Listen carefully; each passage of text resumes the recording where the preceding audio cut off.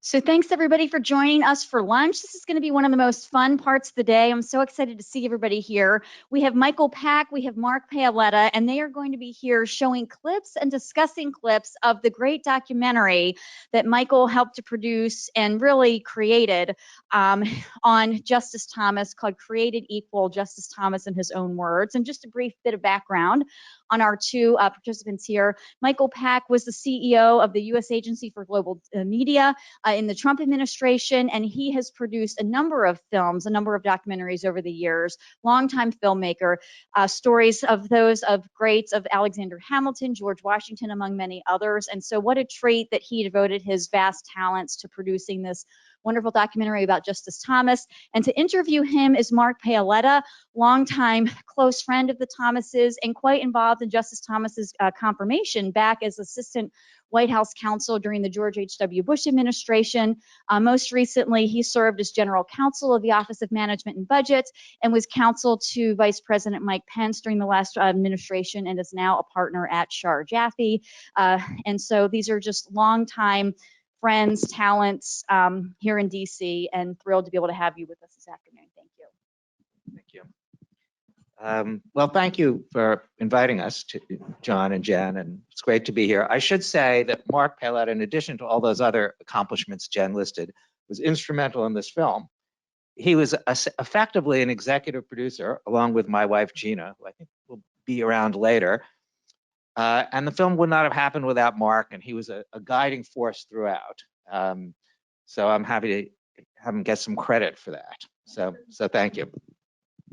Thanks, Michael. It was truly a labor of love. No one else could have made such an incredible, moving documentary on Justice Thomas. So thank you for doing that as we start off this discussion. So as Jen and John, thank you for having us today. And I think it's a little break from the heavy constitutional law discussion. So I hope watching a movie during lunchtime is, or part of a movie is enjoyable. Jen mentioned you've made all these great documentaries, 15 documentaries, all of them shown on PBS. He's a right of center filmmaker, so that's really unprecedented. It just shows the quality of Michael's film. George Washington, Alexander Hamilton, Rodney King, Newt Gingrich, even Admiral Rickover, the father of the nuclear navy, Michael's made films on. Why did you, Michael, want to make a film on Justice Thomas when you decided to make that film? Well, I had heard from mutual friends, well known to you, that Justice Thomas was dissatisfied with having his reputation, his story told by people who didn't agree with him, and in some cases hated and despised him, and he wanted to get his story out there. He had written a great memoir, but a book is one thing, a film media is something else, and there was an HBO movie coming out that was critical, and he wanted to get his story out there. And I did not know much about it, just what I remembered from watching the hearings. But after meeting Justice Thomas, it does not take long to see that his is a great story, a classic American story at one level, of going from dire poverty in the segregated South to the highest court in the land. I mean, it's a great story. And so as soon as I met him, I wanted to tell it. In the documentary, a lot of documentaries we've all watched sort of have critics, supporters, sort of both sides of people towards the subject of the film, back and forth to make sort of a fair and balanced film. In this film, you only have Justice Thomas and Ginny Thomas as the interview subject. You have show lots of clips, as we'll see, but how did you come to that decision to just have them interviewed for your film? Well, I set out to make a traditional documentary of the kind you just alluded to, Mark, but as I did a bunch of preliminary interviews with people important in Justice Thomas's life, but it was quickly apparent that he was the best teller of his own story by far. So I had the idea of just letting him tell it. Also, I wanted to be on PBS, and this way it wasn't a question of finding a balance that they would agree with or I would agree with. This would be Clarence Thomas's view of his life and the way he saw his story. So it is based, as you know, on over 24 hours of interviews over 6 months with Justice Thomas and 6 or 7 with Ginny. So it's really an unprecedented amount of access from a Supreme Court justice ever. So I am honored that he trusted me to do that. Mark was helpful in getting him to honor me. And I would say, when Michael first started doing this and the justice agreed to be interviewed, I don't think he ever thought in his wildest dreams it would be 25 hours. I think something along 4 or 5 hours was going to be the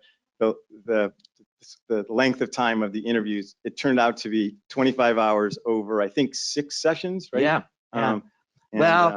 But I will assure you all here that I did not deceive Justice Thomas or lie to him. A big mistake for many reasons. But I told him it would be long, but I think you're right. His idea of long was different. But I'm really glad they did. He had a lot to say. I should say that, and you'll see some of it in the clips of the film. I hope everybody who hasn't watches the entire film, which you can find out how to watch on either the justicethomasmovie.com website or manifoldproductions.com. But the interview, there's a lot more in the 25 hours of interview than we were able to get in the film. So actually, Mark and I are coming up with a book based on the outtakes as well as the intakes, really. Maybe for next Father's Day for those that can't get enough of it after this film. So, which I hope is everybody, at least in this room. And Michael, just in terms of, again, there were 6 different sessions. Justice Thomas had to wear the same outfit for each of those sessions, or at least a white shirt and a blue suit and blue suit and red tie. Yeah. But how did it? You'll see this in a second. We'll turn to it. But how was it set up? You weren't sitting across the table, right? It was very, Right. just in terms of the filmmaking. How did you have it set up where Justice Thomas was across from you? Well, we interviewed him, as you know, in a studio in Northern Virginia, and we had a very elaborate setup, and the goal was to try to get him looking directly in camera. So we needed a special device so that his eye line stayed in the camera, and we had a very elaborate set, and we shot him in 12K, very high definition, so that those material will be preserved at a high quality forever, which I think is important. And yes, the suit. I have to say, I offered to buy a suit for Justice Thomas so he would not have to remember which one, but it's just like Justice Thomas who insists on not wasting that kind of money on a suit. So he said he'd be able to remember what he wore. And generally, when people tell you that, they are not telling you the truth. They forget it's the wrong shirt, it's the wrong color blue, it's a different tie. But Justice Thomas said it's a very Justice Thomas thing. He says he'll do something, then he does it.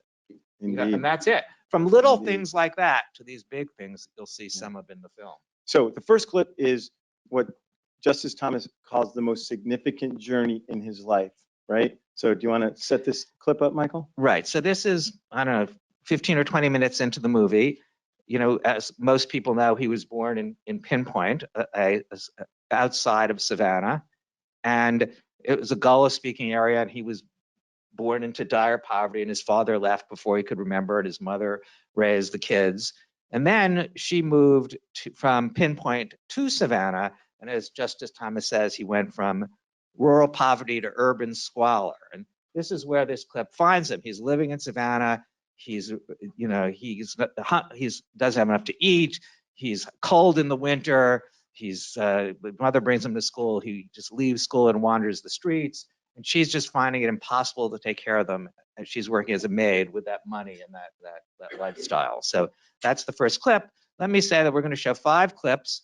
The pattern will be, hopefully, the lights will dim, we'll play the clip, and then lights will come back up, and then we'll talk a little bit. So you'll be able to see your food, a concern of the Heritage Foundation staff, So just wait, and the lights will return. So, all right, let's see if that all works. Now I'm going to play the first clip. Heritage staff. My mother had difficulty with 2 little boys and working as a maid. So she asked my grandparents for help. And my grandmother suggested that she let her raise these 2 boys. And one Saturday morning, we woke up and my mother said, "Put all your things in the grocery bag." And remember the paper grocery bags in those days. And my brother took one, and neither one was full. But all of our items, just imagine everything you have in less than a paper bag. So we took our grocery bag each and walked the couple of blocks from Henry Lane to East 32nd Street.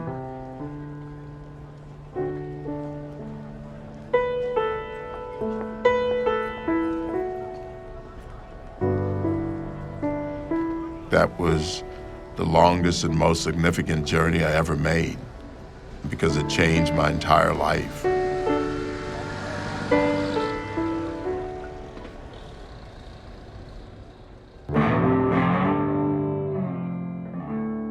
My grandfather was this myth. He was very stern. So he sat us there at the kitchen table and he said, "Boys, the damn vacation is over." And he said from then on, it was going to be rules and regulations and manners and behavior. Oh my goodness, and he meant it. And he just explained what the rules were. My grandmother was always right, that he was in charge. He made it very clear that it was by grace that we were there, his grace. And the door in 1955, when we went to live with him, was swinging open, inward. And if we didn't behave ourselves, there'd be a day when it would swing outward and we'd be asked to leave. And they lived in this new house and it was beautiful. For us, it could have been a palace. We'd never been in a house with a bathtub. Beautiful white porcelain toilet. My brother and I, one of our activities was to flush that toilet every time we had a chance. I mean, we would walk by and flush the toilet. And my grandfather said he would chastise us and said, "You're running up my," as he would say, "you're running up my damn water bill." Beautiful, as we used to say back then, modern kitchen with refrigerator, etc., and lots of food. And my grandmother would just lavish you with those things. My grandmother was as sweet as she could be. She would always be saintly. By the time we went to live with my grandfather, he was delivering fuel oil. The rule was, we got out of school at 2:30. You had to be home, dressed and ready to be on the oil truck by 3.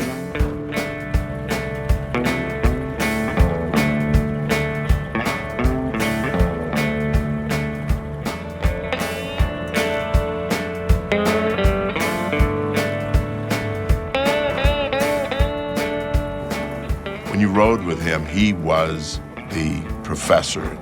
You could not initiate a conversation. So you were constantly getting this one-way input. He thought that we were destined to have to work for everything because of what happened in the Garden of Eden and because of our fallen nature. We would have to earn everything by the sweat of our brow. That was biblical. And we would have to work from sun to sun, biblical. The philosophy of life that he had came from biblical sources. So it's a life-changing journey going to live with his grandfather and his grandmother. Name of his book, Justice Thomas's book, is actually My Grandfather's Son. So he taught him for personal accountability, right from wrong. The famous saying, right, is old man, his grandfather had a saying, "Old man Kent is dead, I helped bury him."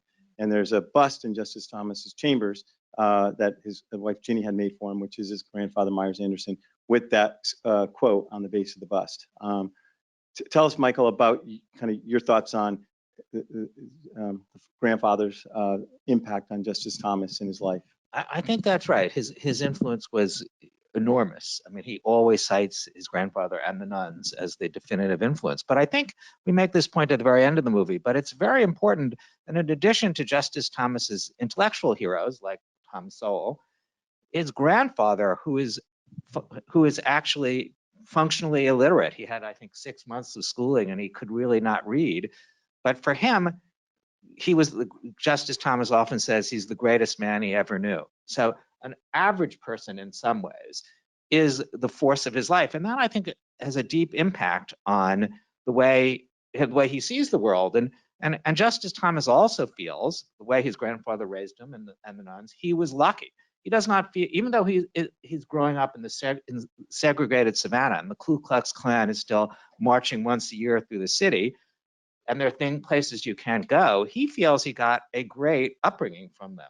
He feels blessed rather than a victim. Absolutely, and it's his grandfather and the nuns, and I'm glad you mentioned the nuns. Whenever Justice Thomas thanks those who helped him through his life, it begins with his grandparents, his grandfather in particular, and the nuns. And the nuns are the Irish Catholic nuns who taught down in St. Benedict's, down in Savannah, Georgia, during the segregated South. And St. Benedict's was a Black segregated school. And they had just an incredible impact on Justice Thomas and all the kids who attended those schools. Never had them feel like they were victims and got them ready for life. Any more on the nuns, Michael? Or? No, I think that's good. You know, they're definitely the bedrock of his view of the world. So should we? Yeah, we'll go next clip. Okay. Yeah, keep it going. Next clip is a different kind of turning point, and I'll let Michael set it up in the dark. Go ahead.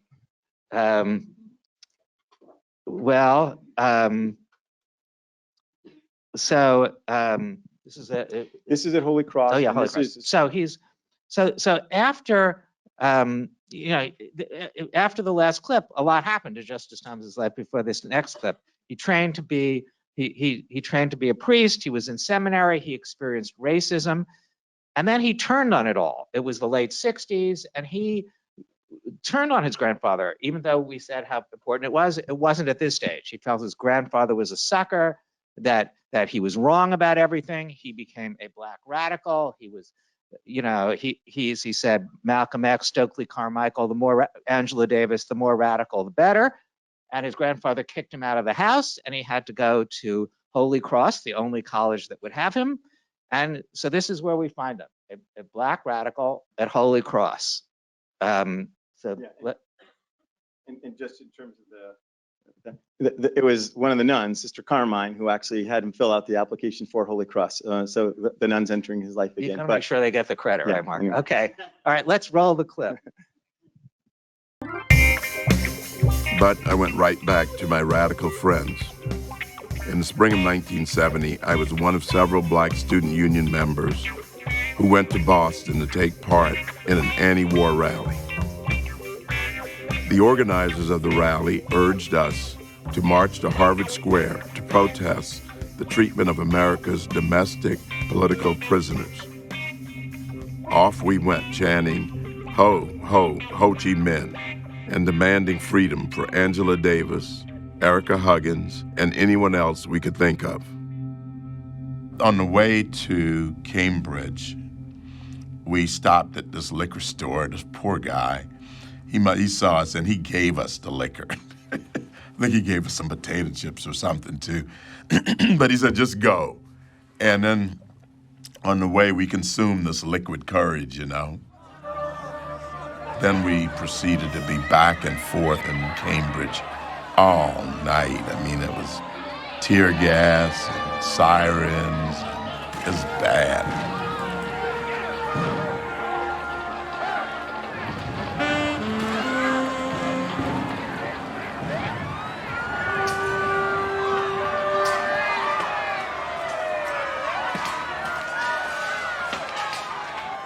I saw what I had become. I didn't even care about it. I didn't care about getting hurt or anything else or what was happening to other people.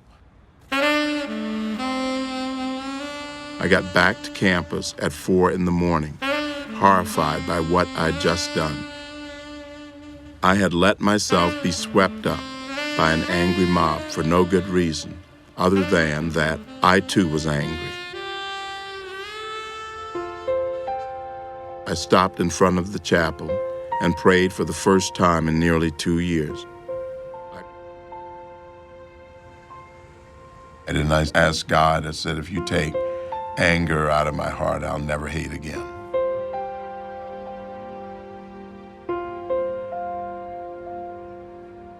And that was the beginning of the slow return to where I started. Great clip, Michael.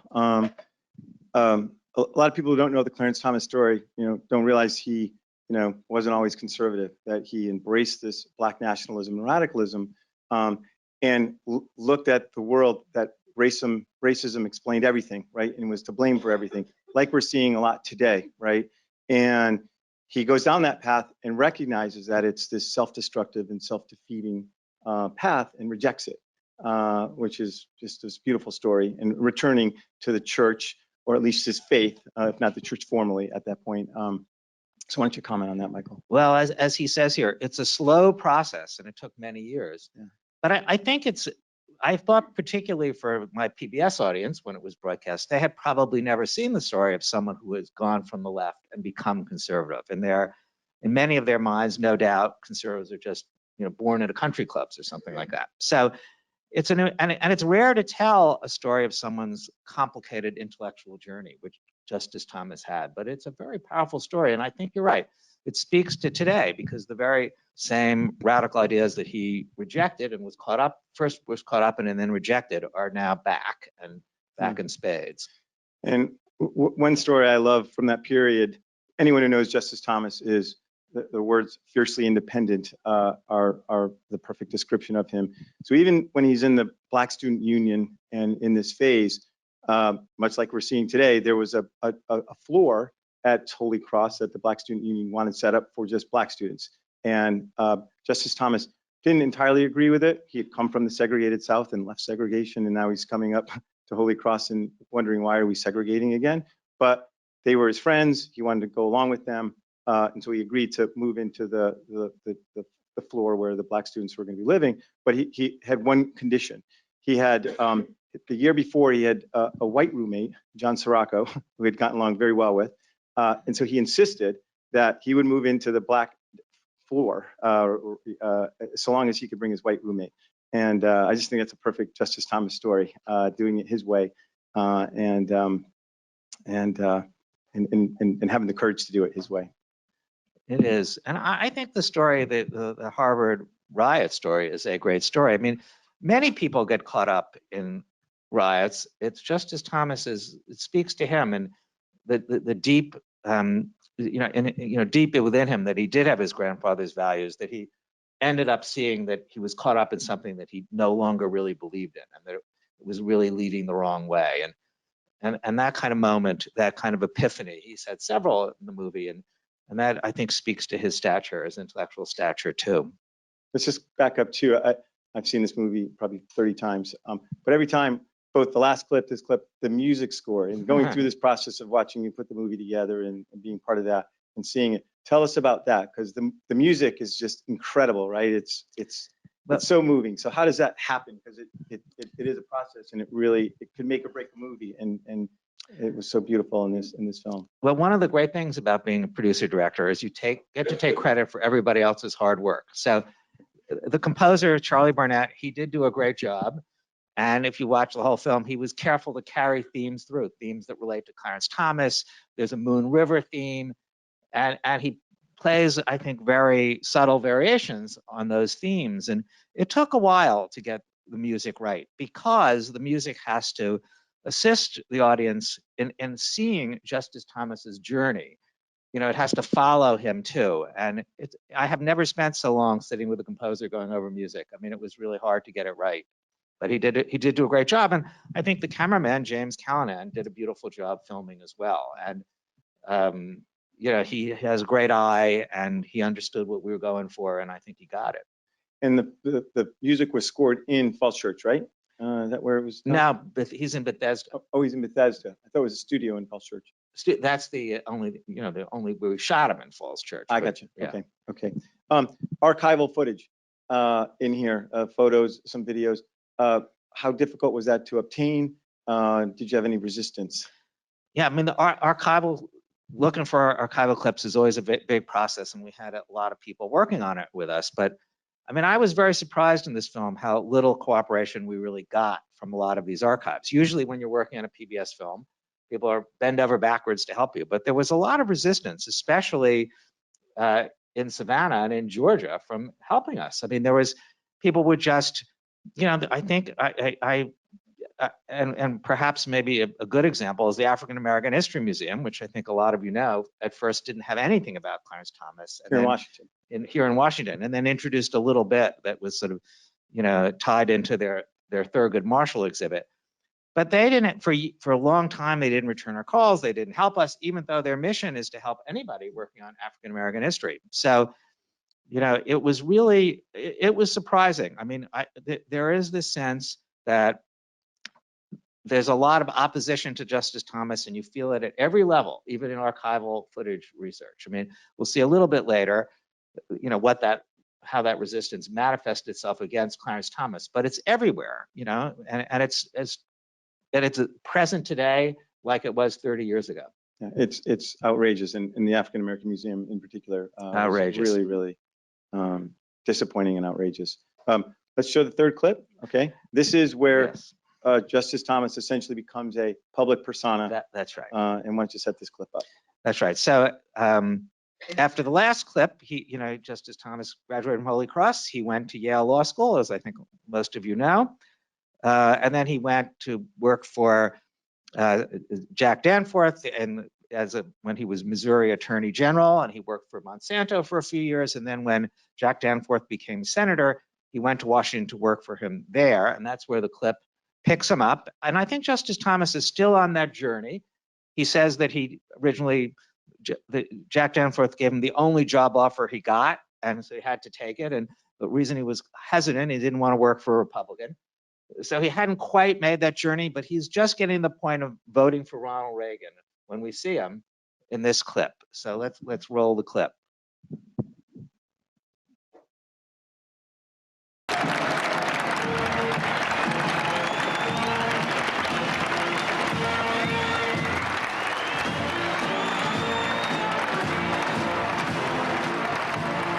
For the first time in my adult life, Washington was full of serious talk about the possibility of getting government off the backs of the poor. This is really an historic opportunity. The economic and social advancement of blacks in this country is still a great unfinished task. So he invited me to this conference, and it would be named the Fairmont Conference because it was held at the Fairmont Hotel in San Francisco. It was how do we rethink the policies toward blacks in this country in a new administration. Many social problems are worsening. Continued disintegration of families. I sat at this table, and there was a young black reporter there, and I knew nothing about the press. One question he asked me was, why was I so interested in all these social issues? And I explained to him because of the destruction I saw it doing home in Savannah. And as an example of that, I used my sister and her kids being objects of these programs. Little did I know, he would write an article about this and would turn it into an op-ed.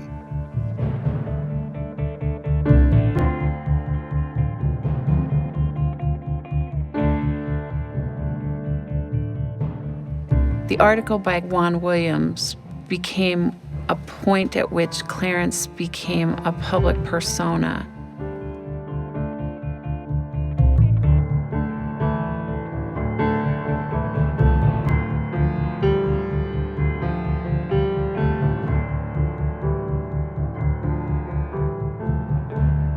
Then license is given to others to attack you in whatever way they want to. You're not really black because you're not doing what we expect black people to do. You weren't supposed to oppose busing. You weren't supposed to oppose welfare. Perhaps it marked a course for you, Justice Thomas. Oh, I don't know if it marked a course, but there was no going back.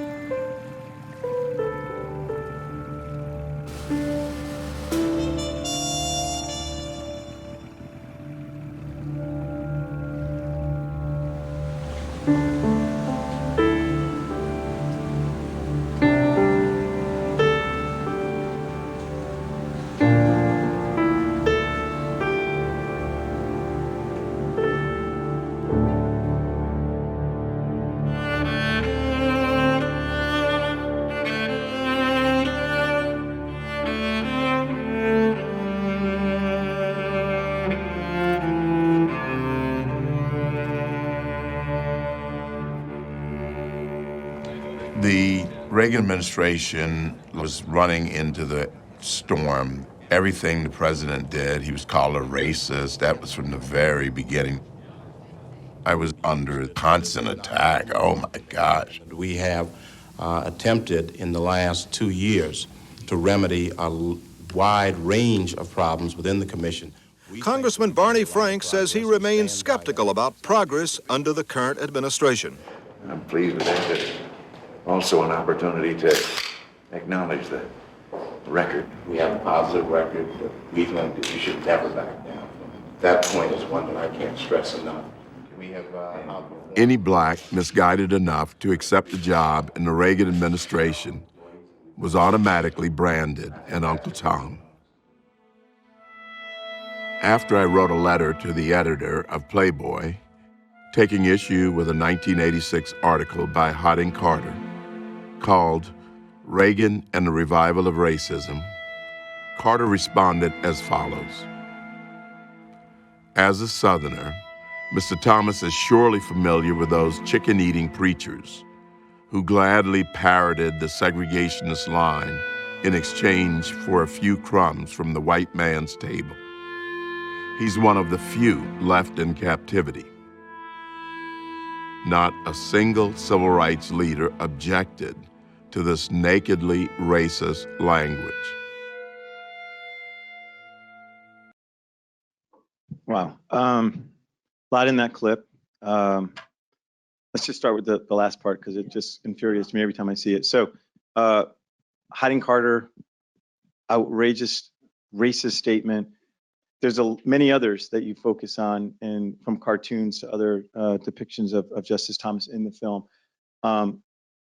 So tell us about focusing on that, and then why is it that people like Harding Carter and others can say these outrageously racist things and get away with it and have them applauded for it? It is outrageous, and we have many other examples. There's the cartoon where they depict Clarence Thomas as a shoe shine boy shining Scalia's shoes, a lawn jockey, cartoons that have him in a Ku Klux Klan robe. I mean, he says at some point in the film that, you know, only black conservatives like himself or Ben Carson could sustain these. They would never say that about any other African American, and surely not any, would never use this kind of language about anybody. Somehow it's okay. It's shocking. It's still shocking. And yeah, Harding Carter, a white Southerner, is saying this about Clarence Thomas, who grew up in the segregated South, a black man who grew up in the segregated South. It really is outrageous. It's actually hard to figure out. I mean, it is mind-boggling to this day, but it is very real. And I think it's as the justices said, through, you know, from confirmation hearings and before. The left has determined what you're allowed to think, and in particular, Black Americans. And if you don't think that certain way, you will be destroyed. You will be caricatured. You will be destroyed. And it's acceptable to do that from the left's perspective. And that's what's so infuriating about that clip and other parts of the movie.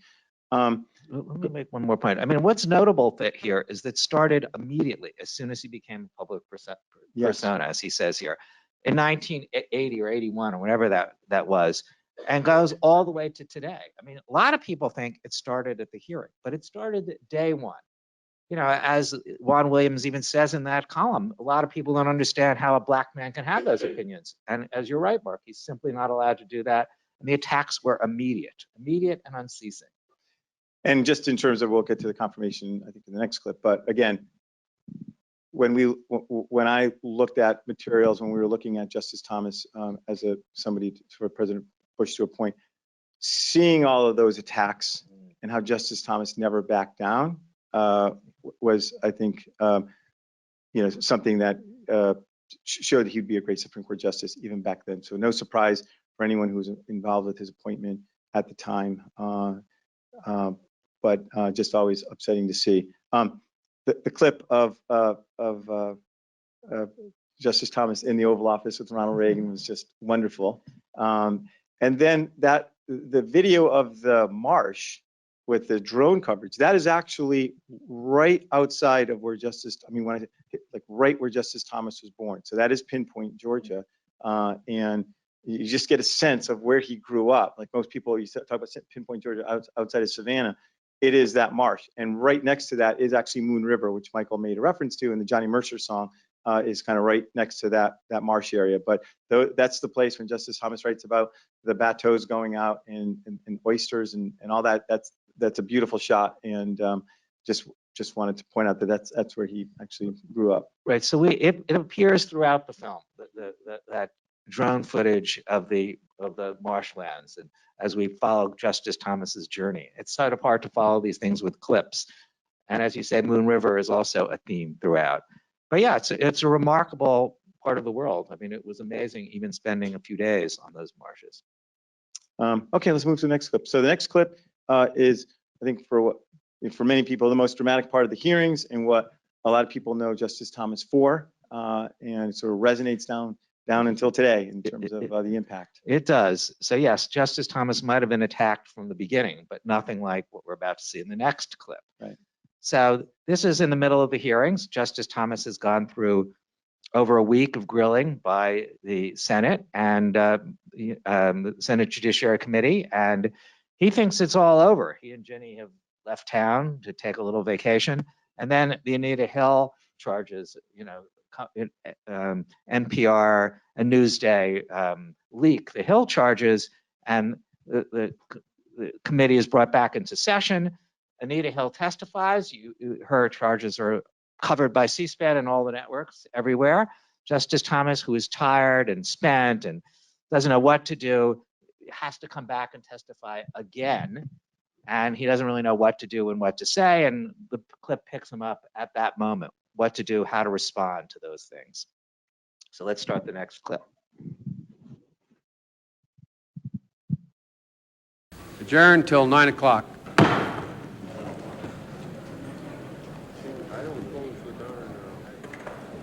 Senator Danforth called me at home after that testimony, and they wanted me to testify that night to not let her testimony be fill up the news cycle.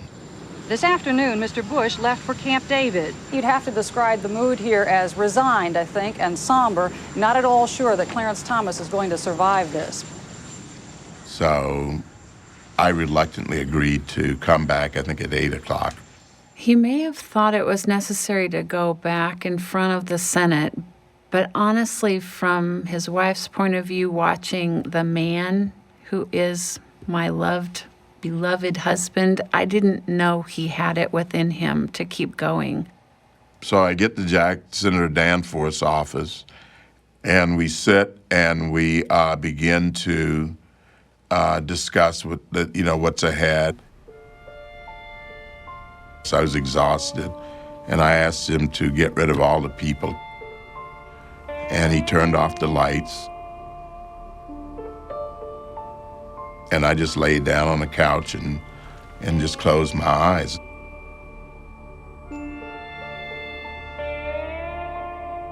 Surrounded by the darkness of early evening, drifting in the liminal space between sleep and waking. I must have been thinking of To Kill a Mockingbird,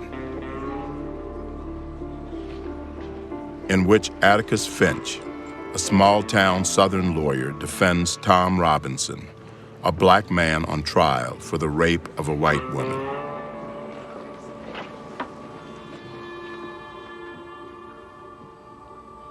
Gentlemen of the jury, have you reached a verdict? We have, Your Honor. I had lived my whole life knowing that Tom's fate might be mine.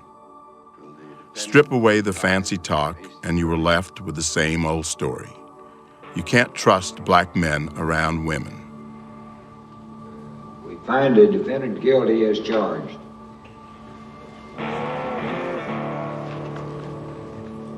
This one may be a big city judge with a law degree from Yale, but when you get right down to it, he's just like the rest of them. One of the things that came to mind after I had rested a little bit, I said, Jack, this is a high-tech lynching. And he said, if that's what you think, say it. And so I wrote that on a legal pad, and he just exhorted me to go in the name of the Holy Ghost.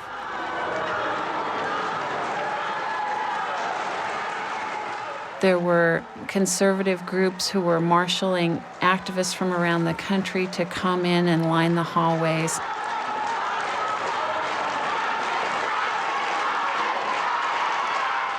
And we came out of Senator Danforth's office, and we were going down the hallway, and all these people were clapping and very excited.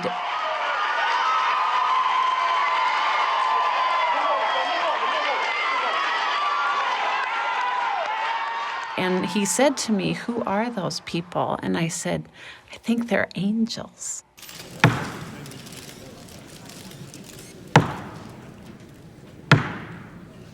Committee will please come to order.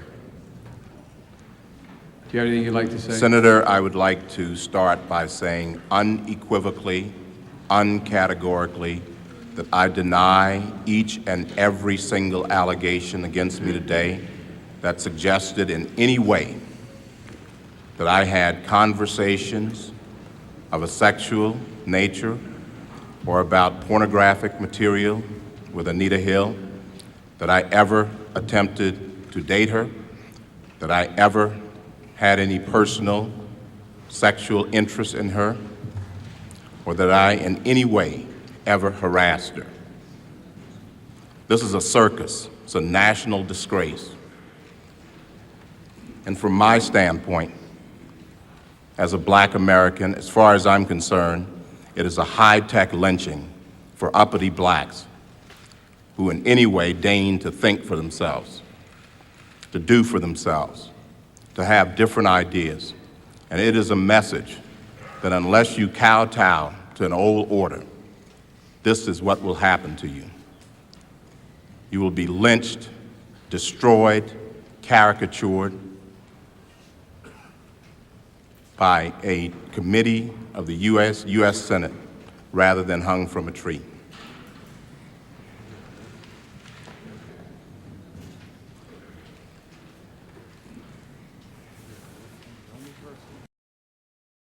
I love that guy.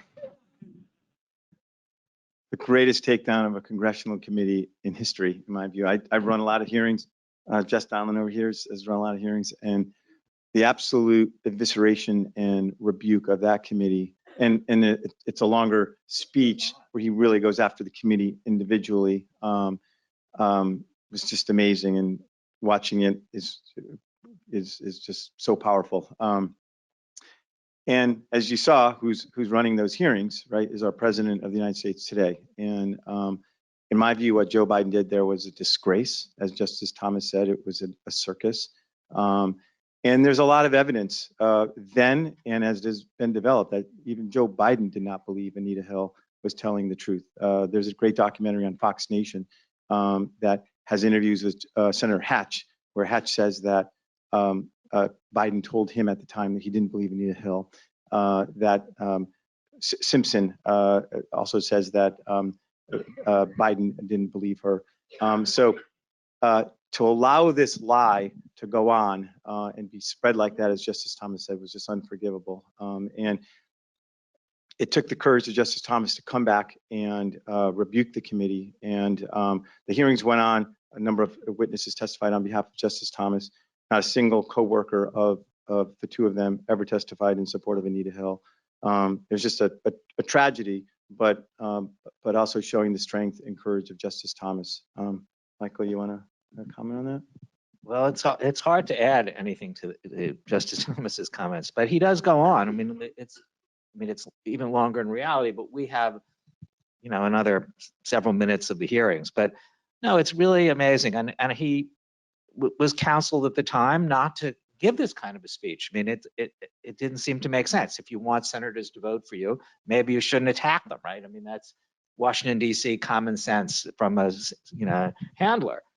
Justice Thomas, as he says later in the film and in the hearings, just didn't care. He wanted to defend himself. He felt that he was speaking for himself, the values of his grandfather, the values of his nuns, and he wanted to fight back.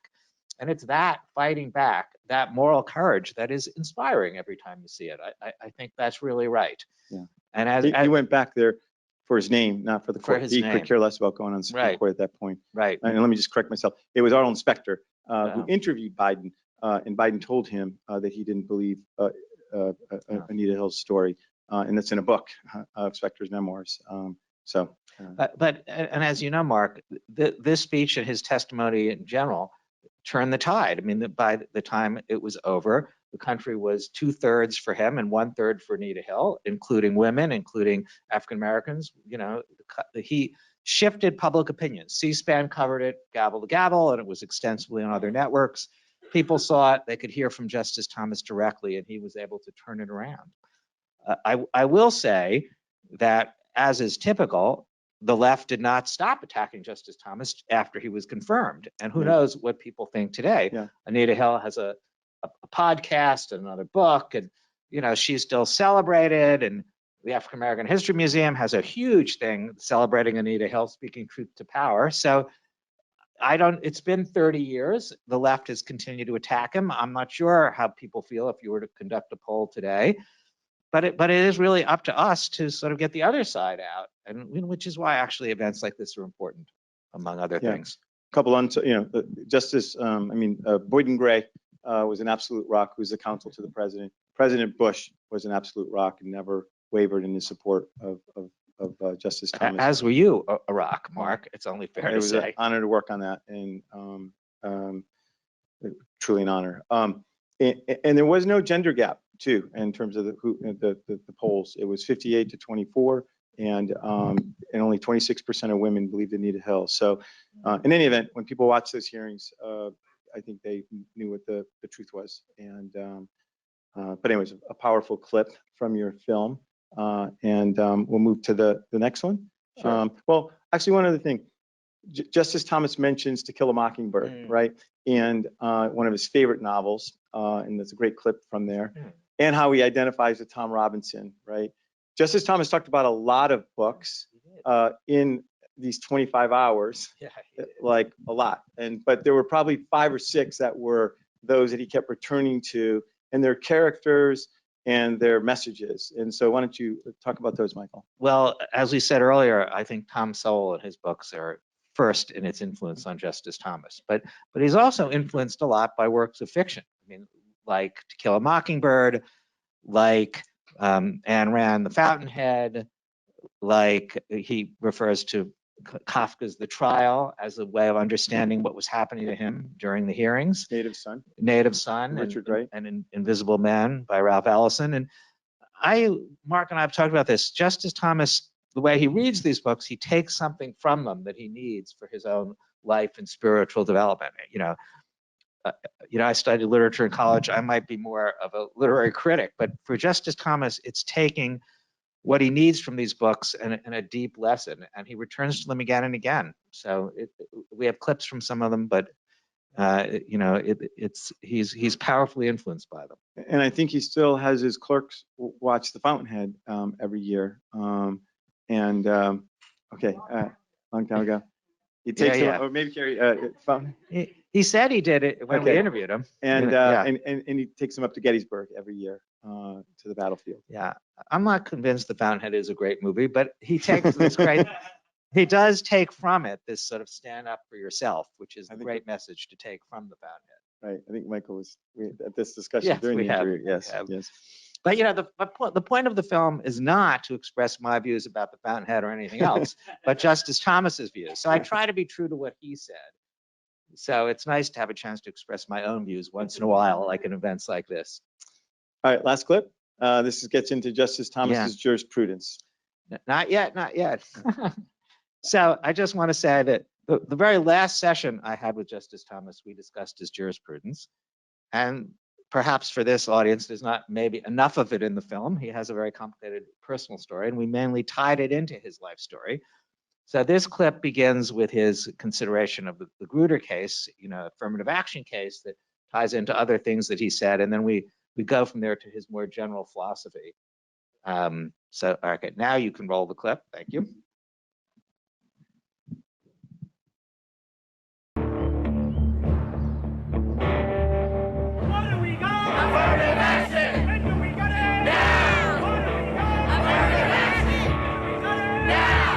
what is expected to be a landmark case before the Supreme Court to be argued this April.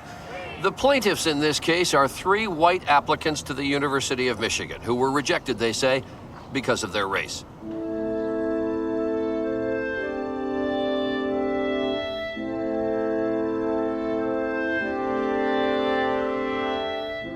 Racial discrimination is not a permissible solution.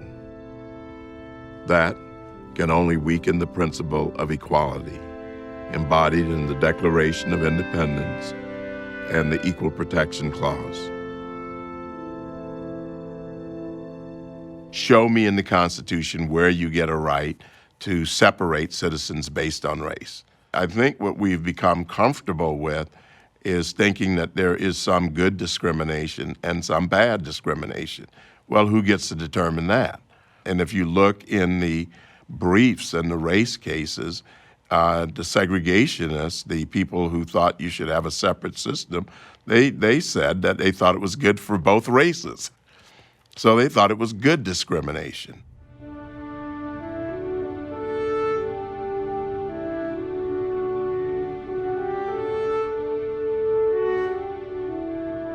When interpreting constitutional text, the goal is to discern the most likely public understanding of a particular provision at the time it was adopted. You have to really be careful not to supplant what is there, what was rightfully done with your own views simply because you don't think it's a great rule. A bad policy can be constitutional. A good policy can be unconstitutional. So that's why we start with the text. Justice Scalia called Clarence a bloodthirsty originalist. He took that as a compliment.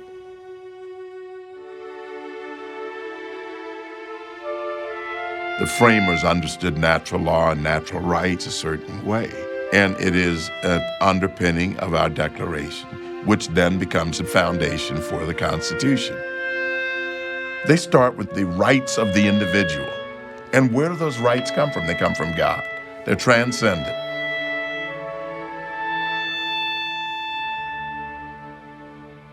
And you give up some of those rights in order to be governed. They're inalienable rights. Okay? And now you give up only so many as necessary to be governed by your consent. And hence, limited government, enumerated powers, separation of powers, federalism, and the judicial review. It all makes sense.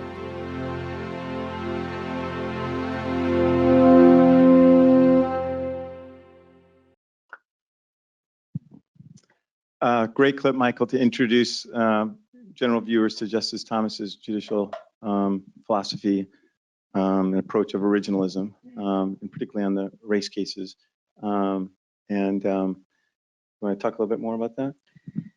Well, yeah, I mean, I call the film Created Equal because he comes back to the Declaration and, of course, the Constitution again and again, and his idea of equality. And since we made the film, the question of what equality means has become even more vexed national question, you know, equity.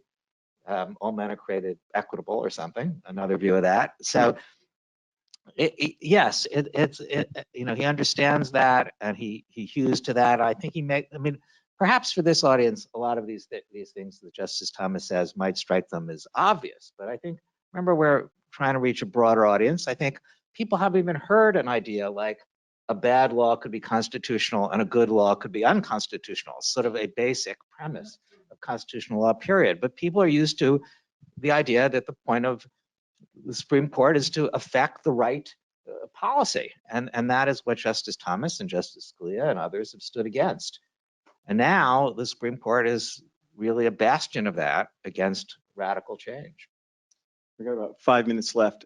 First thing, we've seen Ginny Thomas a couple times in the clips. An absolutely wonderful person, happy warrior, and I couldn't imagine Justice Thomas without her. And you interviewed her for 5 or 6 hours, right? Yes, that's right. Yeah, just I think her interview was great too. Really insightful, and particularly during the confirmation Yeah. hearings. As you know, Mark, so Justice Thomas had no editorial control over the film, and he made even though I want him to see it right before it was completed in case there were errors, but he didn't want to watch it. Didn't watch it till it was broadcast on PBS. And in the course of the entire Despite process, Michael's efforts, despite my efforts, yeah, repeated. but the one suggestion he made was to interview Ginny. I was just going to interview Justice Thomas, and he said, there were things he had trouble talking about relating to the confirmation and other things, and he thought I needed to talk to Ginny. If you really wanted to understand me, you should talk to Ginny. One suggestion, I kind of had to do it, right? One thing he tells me to do. So I was skeptical, and I did not have to use it. I just had to interview her. But in fact, he was right, as Mark, is occasionally the case with Justice Thomas. So her interview was very powerful, and she really did underlie a lot of things. Really insightful, and just, yeah. And they were as one during that process, as he often says. Yeah, not to go back, but she was, I think, 33 years old during those hearings. And they'd been married for, I think, 4 years, 5 years. I think back to that, and when you watch those clips of how awful that was at that age, any age, but particularly at that age. So just wanted to give a shout out to Ginny. She's a great friend and a wonderful person. Couple things before we run out of time here. You should really watch this movie. For those who haven't, go to justicethomasmovie.com. That's where you can find the platforms where you can buy the DVD. It's just a beautiful, beautiful film. Justice Thomas's Memoirs, which came out in 2007, which are here. It was a #1 best-selling book on the New York Times bestseller list. It's just been published as an audio book and a digital ebook, so Audible and Kindle. And it's Justice Thomas read his memoirs, so it's available in his own voice. And that just happened last week. So I urge all of you here in the room and watching online to purchase that book too. There's a great documentary on Fox Nation. In fact, your film is also on Fox Nation, which is a subscription-based service. But there's another documentary that focuses on the hearing. And to the extent anyone wants to know more about those hearings and the facts there, I had set up 2 websites, AnitaHillCase.com, which goes through everything on those hearings, and then one on Justice Thomas, which is justicethomas.com. I think there's a new Facebook fan page that has been set up. I think it's called Justice Thomas Fan account. That's on Twitter, on Facebook. I say those things because Justice Thomas has just been this incredible American, a great hero, our greatest justice. And it's so wonderful that Heritage and the Gray Center are doing this event today. And to get his story out there more, I just think is very, very important. And so those, the book, Michael's movie, those sorts of things are great ways to learn about the justice. In terms of getting his story out, I mean, where we are with the film, I mean, as you all know, it was first in movie theaters, then on PBS, and now streaming. But beyond that, because I think it is important to get his story out, my wife, who will be around here later, is leading this effort, but we are trying to get it adopted in schools. We're doing, creating clips, not quite these clips, short clips that relate to curriculum with teachers' guides, so that schools can adopt them, hopefully during Black History Month, as an alternative to 1619 curriculum and Black Lives Matter curriculum and all this other curriculum that it's out there. I often say that Justice Thomas's story is like a critical race theory antidote. He has the other story. I mean, the high schools across the country and middle schools are being besieged by this material. At least we should get one alternate view, a person who doesn't define himself as a victim, that doesn't see America as systemically racist, whose story is one of overcoming obstacles and makes the case that young people can do that today. So I think it's important to get it out. Although I do encourage everybody to stream it and buy the DVD, I think it's very important that young people see this story around the country. So that's our next big effort with this film. And anyone who has any advice on that or can be helpful, we are anxious to get help. And I think it's really important that there's really a battle over these issues, as you're all aware. And Justice Thomas's story is, a very important antidote to the other stories of America that are circulating. Join me in thanking. And